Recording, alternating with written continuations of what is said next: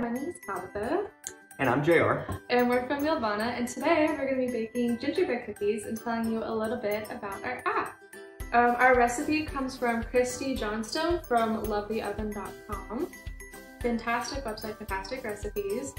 We are going to add a few substitutions and additions. If you want to make this like a little bit healthier, you can add fruit. Unfortunately, time for the shoot. So we're just gonna use regular sugar, but we're also gonna add a little bit of fresh ginger to give it a little bit of bite. So you want to get started? Yes, let's. Awesome. So what's the first step? So first thing we want to do is we want to cream our butter and sugar together. Okay. So we have 12 tablespoons or 3/4 cup unsalted butter. It's getting real stuck in there. There we go. Okay.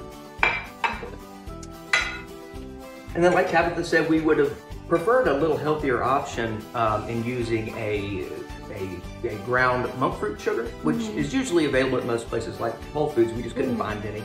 Or Wegmans. Or Wegmans. So we're going to use just a white granulated sugar, and we've got 1 cup here. I'm going to add that in. All right. Set our KitchenAid up, and then we're just gonna cream this together on about a medium low.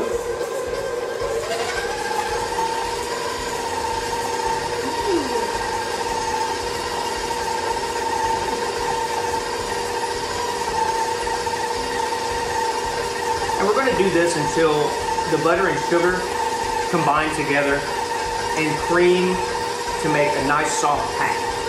And I'll show you that here in just a second. And it doesn't take very long once your butter is room temperature. As long as your butter is room temperature, it doesn't take but just a minute.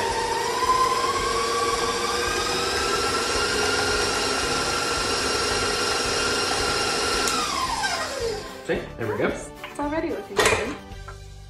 All right. Show y'all that here. So you see how our butter is nice and creamy with our sugar in it, but you don't see or feel any granular bits of sugar in it. You know something cool? Christy did this really cool thing where on her recipe, she mentioned the nutrition information, which is something that we do here at Yelvana. Oh yeah, like with our Shinometer. Yeah. Yeah, we will break down a recipe and show you all of the available vitamins, nutrients, proteins, carbohydrates, and we put it into a grid format, in a circular grid, so you get to see your macro and micronutrients. I mean, we really break it down to let you know exactly what you're getting out of what you're eating. Yes, and that's really helpful for people who are trying to eat healthy but also meal plan at the same time. Exactly. Okay, so what's our next step? So next step, we're going to take our eggs. And these are, fun fact, these are eggs from our founder's chickens that are outside right now. So these are fresh, about as fresh as you can get. It's as fresh as you can get. So you'll notice in the recipe it calls for 1 large egg, but the chickens we have here, the Silkies, lay a medium-sized egg. Yeah. So we've chose to use 2 medium eggs, or you can use 1 large egg. So we're going to get these guys in here. Thank you, thank you. I'm a wonderful sous chef. Yes, you are. All right. And then we're going to have our molasses. So this is a dark strap molasses. This is one of those pivotal ingredients when you're making gingerbread cookies. So if you're trying to do healthy substitutions, definitely not something you want to skip out on, even though it is very high in sugar. And that's why that's why we recommended using that sugar substitute, the monk fruit sugar, in place of the granulated sugar, just to kind of cut down a little bit on the overall amount of sugar. But yeah, the molasses is definitely something that you can't skimp on. Pivotal ingredient. That's right. Thank you. All right, we'll raise this back up, and we're going to give it a good swirl.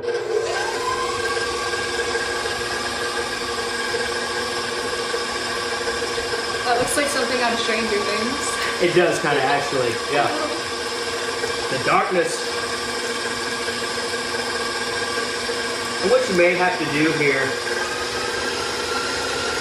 as you're working the molasses in, is get everything started and then come back through and scrape your sides down Yeah, even though KitchenAid mixers are nice, you always gotta scrape the sides of the bowl. Oh yeah, because you want everything to be well incorporated and mixed together. Yes, perfect. Took the words right out of my mouth.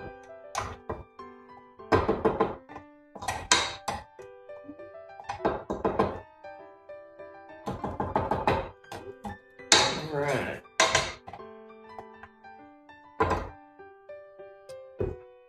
All right, we'll crank this back on here.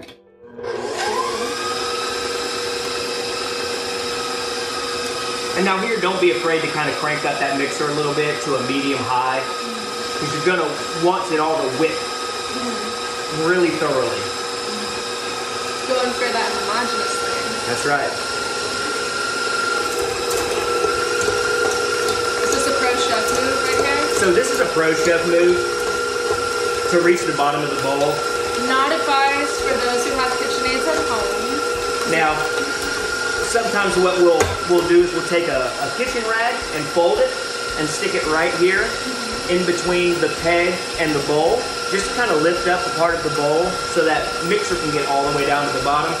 But again, it'll do it on its own eventually, but that's just a quick trick that we use in the kitchens to kind of speed the process along. But now you can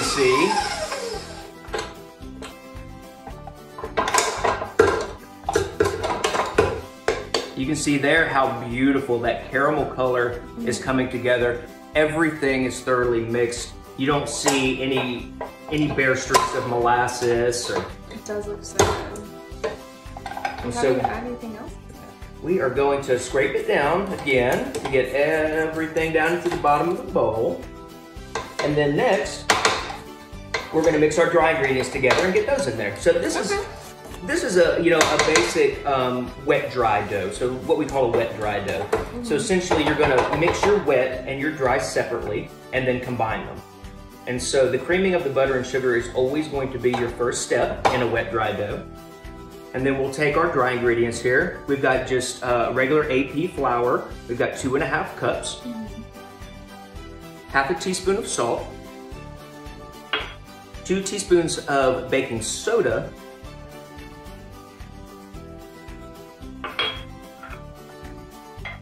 A teaspoon of cinnamon. And then the fresh adjustment we made, instead of using a ginger powder, we actually used fresh ginger. And you want to do as fine of a mince that you can on the ginger, so you don't end up with big chunks in your cookies. You don't really want any texture in a gingerbread cookie, but it breaks down pretty well if you just kind of...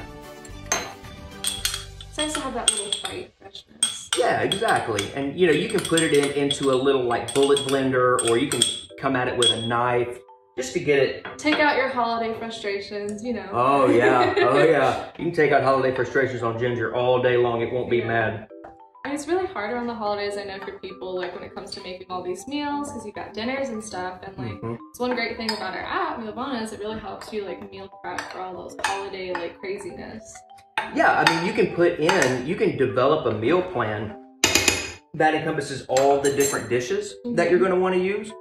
And the app will actually aggregate those recipes together and tell you exactly how many carrots you need over all your recipes, how many this or that, how much dry ingredients. And it will take all the information from your different recipes and create one all-in-one grocery list. And we'll make a shopping list for you of everything you need to create 6 different dishes. And isn't it like adjustable for serving size depending on the people you have? Yep, and you can adjust it from 2 all the way up to a dozen people if you wanted to, and it will automatically go through the recipes in the grocery list and adjust everything for you. Nice, that's really awesome. So now we've got all of our dry ingredients mixed together. So starting off here, you're gonna want to start off slow so you don't create a powder keg. Don't make a bit of a white Christmas in the kitchen. Exactly. So I'm just going to set it just to stir. And I'm going to take my spoon that I used here to mix everything together and just add everything in a spoonful at a time. And that's going to allow everything to incorporate slowly so you don't get any lumps in your dough.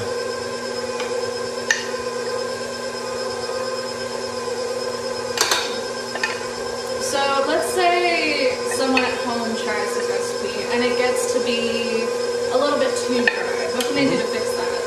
If it gets to be a little too dry, I would recommend maybe just adding a little more molasses. Okay. So definitely don't add water or anything? I wouldn't add water because it breaks down, it disperses the sugars. Okay. And it kind of, not breaks them down, but it thins them out. So you're not going to get that chewy texture in your cookie when it's done. The classic gingerbread chew. Yeah, you want that classic gingerbread chew. And that's why we add everything in a spoonful at a time.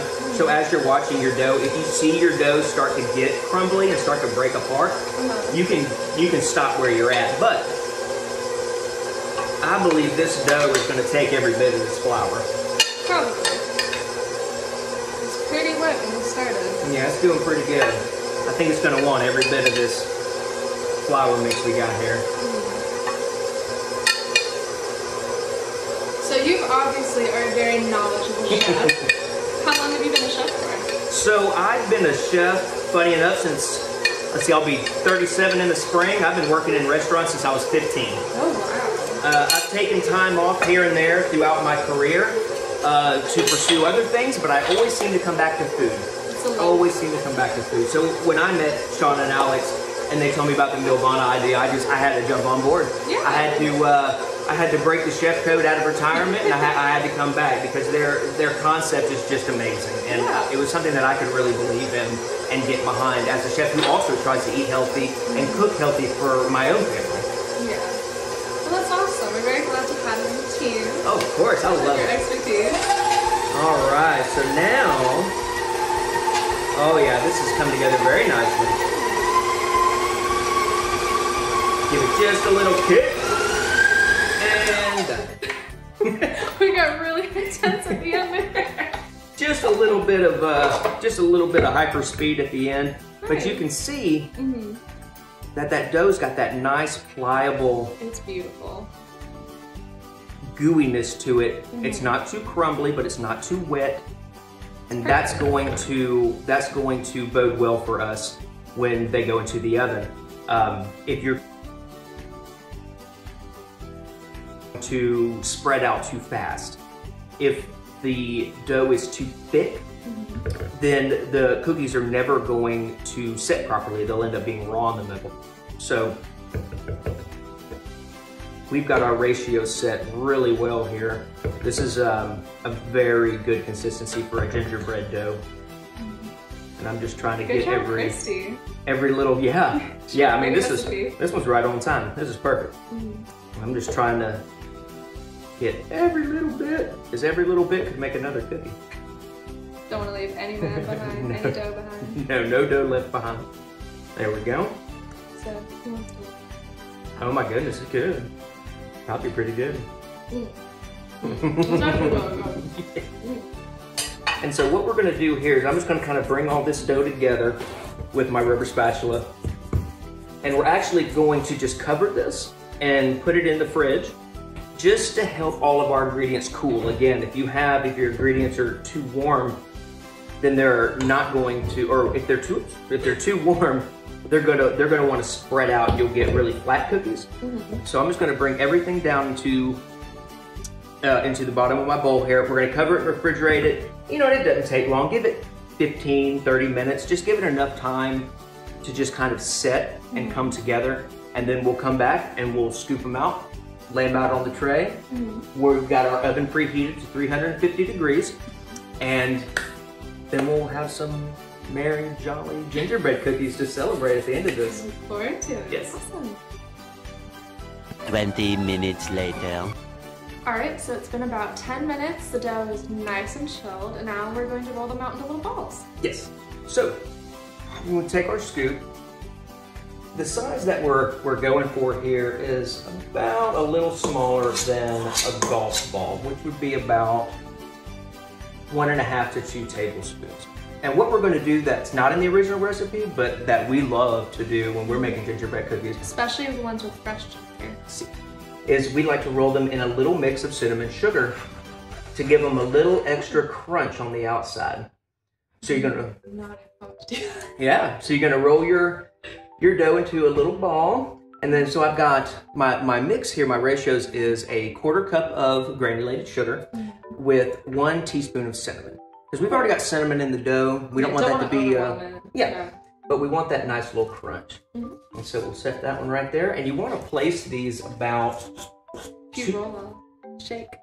I can do it, yeah. Shake. And we want to set these about 2 to 3 inches apart on the sheet pan because they are going to spread as they bake. So we want to give them a little room to grow. Do we want to leave them in ball form, or do we smush them down at all? No, I wouldn't smush them down. When they hit that heat,